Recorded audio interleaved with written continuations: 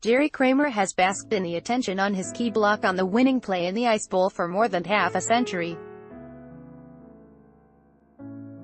He sure was uneasy, though, when Vince Lombardi told Bart Starr to run 31 wedge from a yard out, the Green Bay Packers dynasty dangling by a thread with 16 seconds remaining on that 1967 New Year's Eve afternoon so frozen in time.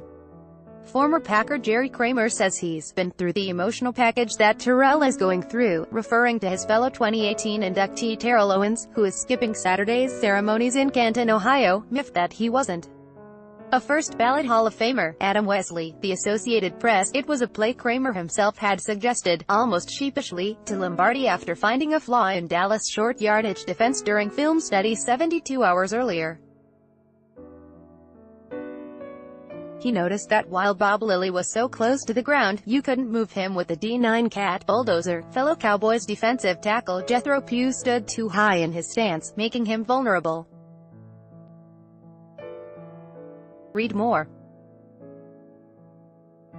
Article continued below. Detroit Lions bring two unique Canadians to NFL training camp. NFL concussion claims hit $500 million in less than 2 years. The NFL is changing kickoffs, and not everybody is happy about it. Coach Kramer blurted out, "We can wedge Pugh if we have to." "Come again?" "We can wedge Pugh if we have to." "Run that back," barked Lombardi. Article continued below. "So, we run the film back about 4 different times and he watched Pugh and he said, 'That's right. Put in a wedge on Pugh,'" Kramer recalled recently as he prepared for his long-awaited Pro Football Hall of Fame induction on Saturday. Like the star pupil earning brownie points with his teacher, Kramer was proud of his suggestion. But when the Packers were trailing 17-14 with 16 seconds and no timeouts left, he found himself wishing he'd kept his mouth shut. Starr called his last timeout after halfback Donnie Anderson's second straight slip, trotted over to the sideline and suggested to Lombardi that he run a sneak because of the poor traction. "Then run it and let's get the hell out of here," Lombardi replied. Starr called out the play in the huddle. 31 wedge. Kramer's heart sank.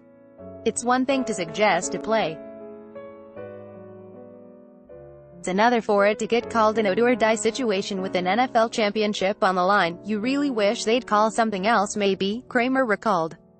"Maybe we'd rather run a sweep. Or maybe we ought to run over there." Lilly kicked the ice away from the goal line.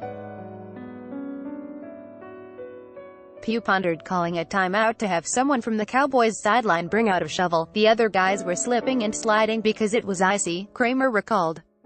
"Not him. There was an area almost like a golf divot where my left foot went. It was about an inch deep, 3/4 of an inch deep," Kramer said. "And my left foot just snuggled down into that divot and gave me like a starting block." Pugh thought Kramer false started.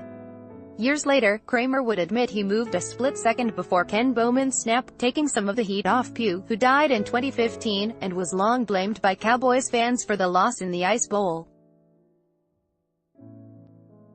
Kramer hit Pugh first and Bowman spun him around as Starr knifed into the end zone behind them, followed by fullback Chuck Merson holding his hands high, not to signal touchdown but to show the officials he hadn't aided his quarterback into the end zone.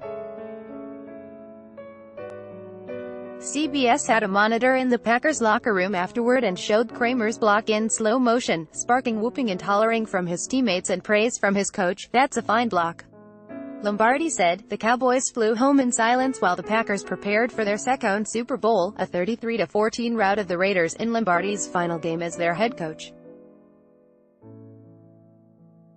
Pugh would go on to win 2 Super Bowls with the Cowboys. Kramer played another season and in 1969 was the only guard voted to the NFL's 50th anniversary team, something he expected would be a prelude to a hasty call from the Hall of Fame. That invitation finally came this year, making him the 14th member of Lombardi's Packers to make it into the Hall.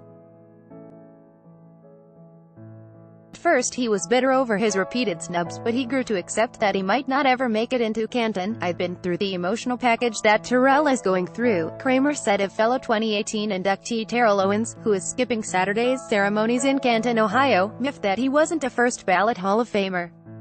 Kramer can relate. "I went through a period where I didn't want to hear about the Hall of Fame," Kramer said. "I wanted nothing to do with it.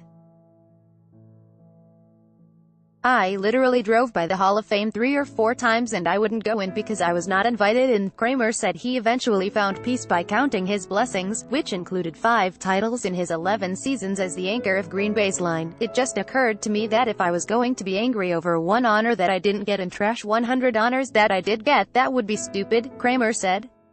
At 82, he finally has pro football's highest honor. There was such a range of emotions as deep as you can go into the earth, and then cloud high, Kramer said.